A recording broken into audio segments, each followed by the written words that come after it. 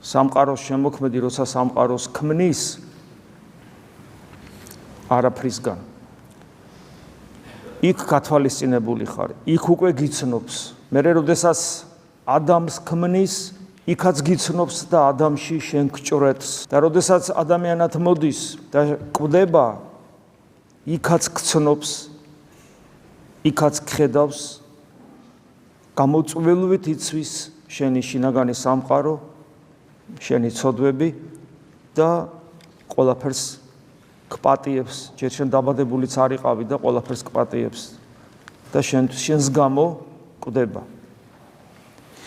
მაგრამ რასაც არ აკეთებს, არის ის, რომ შენ ამ ყველაფერს მიიღებ თუ არ მიიღებ, შენს არჩევანზედ სტოვებს.